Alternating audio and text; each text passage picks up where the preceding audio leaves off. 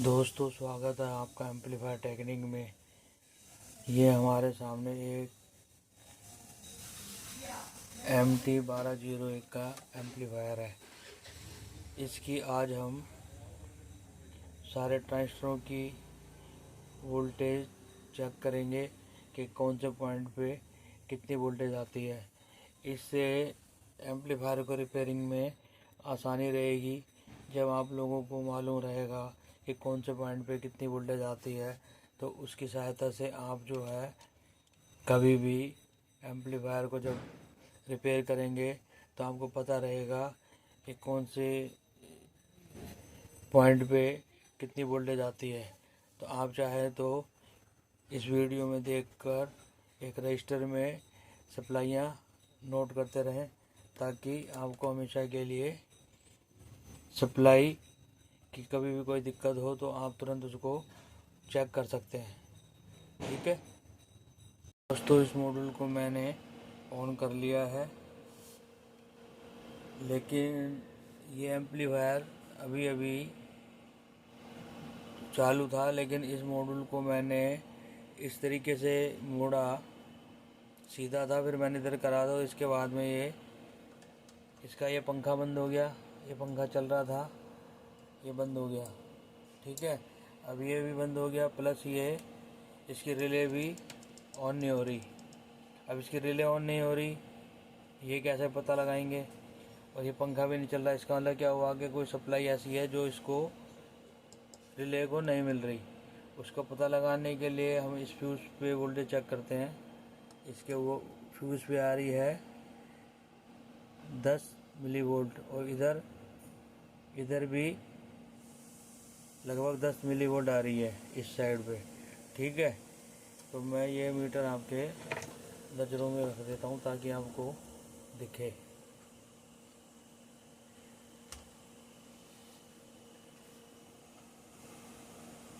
ये लो, ये देखो, यहाँ पर फ्यूज़ पे मैंने लीड लगाई, इस पे मिली वोल्ट आ रही है, कुछ मिली वोल्ट। और इधर भी 15 मिली वोल्ट आ रही है इस फ्यूज़ पे, जबकि कम से कम 12-13 वोल्ट तो आनी चाहिए।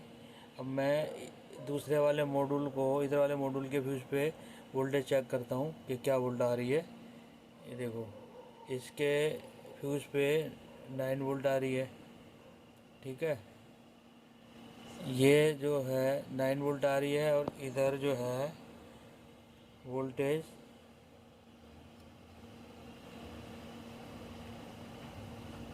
नहीं मिल रही। इसका मतलब क्या हुआ, इसको ट्रेस करना पड़ेगा ये फ्यूज़ कहाँ पर जा रहा है, तभी पता लगेगा। तो इसके लिए ये जो जाता है, ये जो पीछे वाला जो ब्रिज रेक्टिफायर लगा हुआ है, इस पे जाएगा ये। ठीक है, यहाँ से ये आएगा इस वाले पॉइंट पे। हो सकता है इसको टेढ़ा करने पे इसका ये जैक है, ये हिल गया होगा, हो सकता है। तो क्यों ना मैं इसको एक बार बंद करके जैक को पूरी तरीके से लगाता हूँ, ताकि यहाँ पर फ्यूज़ पे वोल्टेज हमें मिल सके। इस टाइम पे फ्यूज़ पे मेरे को मिली वोल्ट मिल रही है 10.4 मिली वोल्ट। ठीक है, मैं इसको ऑफ़ करता हूँ। ऑफ़ करने के बाद में मैं इसको जैक को थोड़ा सा हिलाता हूँ, तो क्योंकि मुझे डाउट है ये जैक भी टेढ़ा करने से मॉड्यूल को हिल गया होगा। इसकी ये भी निकली हुई सी है, थोड़ी सी खींचने से ना ये इसका थोड़ा सा प्रॉब्लम हो सकती है। तो ये मैं इसलिए बता रहा हूँ ताकि कभी इस तरह की कंडीशन आ जाए तो आप उसका ध्यान रखें। ठीक है, तो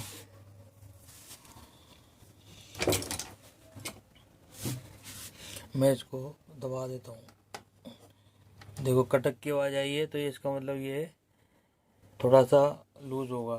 ठीक है, अब मैं इसको दोबारा से ऑन कर रहा हूँ एम्पलीफायर को। ये देखो, सीरीज में ऑन किया है। ये पंखे अभी नहीं चले, अब चले। ये पंखा भी चल गया है, वो पंखा भी चल गया है, और इसकी वोल्टेज एक बार हम नाप लेते हैं कितनी आ रही है। अभी 18 वोल्ट आ गई है। और यहाँ भी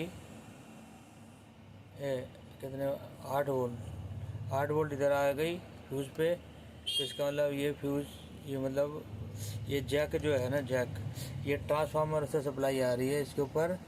ये जो है इसका ब्रिज लगा हुआ है, ब्रिज एक्टिवर, यहाँ से ब्रिज फ्यूज़ पे आती है।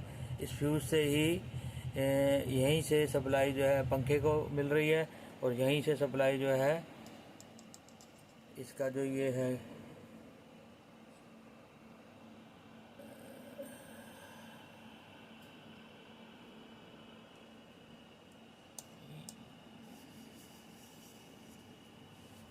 रिले, ये जो रिले है इस पर भी सप्लाई नहीं आ रही थी, अब ये इस पर आ गई है सप्लाई। ठीक है, इसकी वजह से इसमें कटक की आवाज़ नहीं आई थी। मेरा मकसद यही वाली सिर्फ वोल्टेज चेक करने का नहीं था, मैं इसकी पूरी वोल्टेज चेक करना चाह रहा था। ठीक है, अब हम इसके इन वाले ये ट्रांजिस्टर जो हैं ये सप्लाई के लिए होते हैं, तो इनके कलेक्टर की वोल्टेज एक बारी चेक कर लेते हैं। आप अपने पास लिख लो। देखो इसके ऊपर आपको मिल रही है कलेक्टर पे 123 वोल्ट। ये इस वक्त सीरीज में लगा हुआ है। अगर डायरेक्ट लगेगा तो ये कम से कम 170-75 वोल्ट के आसपास हो जाएगी डायरेक्ट लगाएंगे तो। अभी मैंने सीरीज में लगा रखा है क्योंकि मैं वीडियो भी बना रहा हूँ और चेक भी कर रहा हूँ, तो मेरा हाथ स्लिप हो जाए, बाई चांस शॉर्ट ना हो जाए, इसलिए। ठीक है, 123 वोल्ट आ रही है। देखो ये कलेक्टर सब मिले होते हैं, इसकी भी 123 आ रही है। मैं नेगेटिव वाली साइड पे भी चेक कर लेता हूँ एक बारी, तो आप ये नोट कर लो ताकि भविष्य में कभी कुछ काम कर रहे हो तो आपको पता रहेगा। ये भी 123 आ रही है, ये नेगेटिव साइड है और वो पॉजिटिव साइड है। ठीक है, मतलब जो ट्रांजिस्टर इसके सप्लाई वाले ट्रांजिस्टर है उनके कलेक्टर पर 123 वोल्ट आ रही है, 123 पॉजिटिव, 123 वोल्ट नेगेटिव। तो ये इस टाइम पे सीरीज में है। अगर हम डायरेक्ट लगाएंगे तो शायद थोड़ी बहुत ज़्यादा वोल्टेज आएगी। अब हम इसके बेस की वोल्टेज चेक कर लेते हैं। ठीक है, आप अपने पास नोट करके रखो ताकि दिक्कत ना हो। इसके बेस पे आ रही है 60 वोल्ट। ठीक है, इसके बेस पे 60। अच्छा, कई लोग मुझे कमेंट करते हैं जी कलेक्टर पे भी इतनी वोल्ट आ रही है, बेस पे भी इतनी वोल्ट आ रही है। तो भाई वो सप्लाई वाला, या तो वो सप्लाई वाला ट्रांजिस्टर चेक करते होंगे। जैसे ये सप्लाई वाला ट्रांजिस्टर है, ठीक है, इसके कलेक्टर पे देखो 123 वोल्ट, और इसके बेस पे आ रही है ये देखो 61 वोल्ट, 61.5 वोल्ट। तो ये सप्लाई का है, यहाँ से लेकर यहाँ तक का ये सप्लाई वाला ट्रांजिस्टर होता है। तो अब ये वाली प्रॉब्लम सॉल्व हो गई, ये ओके सेट है। इसके बेस पे आपको 60 वोल्ट के आसपास मिलेगी, और जब ये डायरेक्ट होगा तो ये 70 वोल्ट के आसपास पहुंच जाएगी। मेरे हिसाब से डायरेक्ट में 70 के आसपास पहुंच जाएगी। ठीक है, ये वाली पॉजिटिव साइड है, और इस वाले की साइड दूसरे वाले मॉड्यूल की नाप रहा हूँ मैं बेस की वोल्टेज। ये देखो 60 वोल्ट नेगेटिव आ रही है। ठीक है, तो ये भी क्लियर हो गया, ये हो गया। अब आपका बेस हो गया, कलेक्टर हो गया। अब मैं एमीटर की वोल्टेज नापता हूँ। ये एमीटर पे मैंने लीड लगाई, देखो एमीटर पे भी आ रही है 60 वोल्ट। ये सप्लाई का ट्रांजिस्टर है, ये सारे यहाँ से यहाँ तक के सप्लाई का ट्रांजिस्टर है। मैं बार बार इसलिए बोल रहा हूँ ताकि आपको याद हो जाए। ठीक है, ये सप्लाई का है, ये पॉजिटिव 60 वोल्ट आ रही है एमीटर पे। ठीक है, अब मैं नेगेटिव वाली साइड पे भी चेक कर लेता हूँ। ये देखो ये नेगेटिव पे मैं चेक कर रहा हूँ, ये एमीटर पे आगे लगा रहा हूँ। देखो एमीटर पे भी लगभग 60 वोल्ट के आसपास आ रही है। ये सप्लाई वाली साइड का ट्रांजिस्टर है, यहाँ से लेके यहाँ तक दोनों साइड की मैंने वोल्टेज नाप के बता दी आपको। ठीक है, और ये इसका डायोड है, ये डायोड है,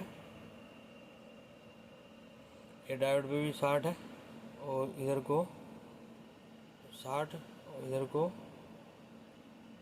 60, इस पे 60 वोल्ट आ रही है। ठीक है, ये आप ध्यान रखेंगे क्योंकि ये जो है ओके सेट है। अब इसके बाद में अपन जो एम्पलीफायर का काम करते हैं ट्रांजिस्टर, उनकी वोल्टेज मैं आपको बता देता हूँ ताकि आपको कभी दिक्कत ना आए। ठीक है, अब मैं इसकी एम्पलीफायर वाले ट्रांजिस्टर के बेस की वोल्टेज चेक कर रहा हूँ। देखो, इसके बेस पे आ रही है 412, मतलब आधा वोल्ट से कम आ रही है। 412 ये मिली वोल्ट है। ठीक है, ये बेस पे आ रही है 412 मिली वोल्ट। देखो, ठीक है, 412 मिली वोल्ट आ रही है सबके। और इसके अमीटर भी चेक कर लेते हैं। ये इसका मीटर है, इसके मीटर पर आ रही है लगभग 4 मिली वोल्ट। ठीक है, अब मीटर पे इसके 4 मिली वोल्ट है।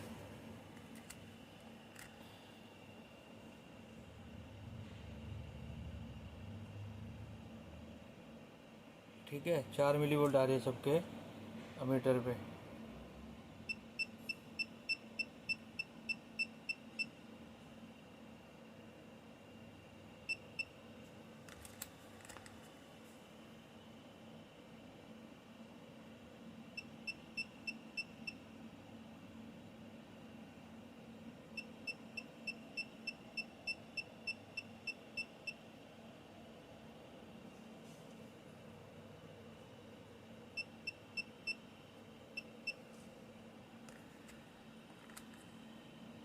अब इस साइड वाले की भी चेक कर लेते हैं, दूसरे वाले मॉड्यूल की।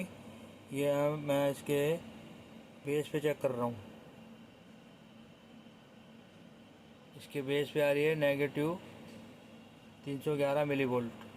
ठीक है, इसके बेस पे भी, दूसरे ट्रांजिस्टर के बेस पे भी इतनी आ रही है। ठीक है, अब इसके मैं मीटर पे चेक कर रहा हूँ।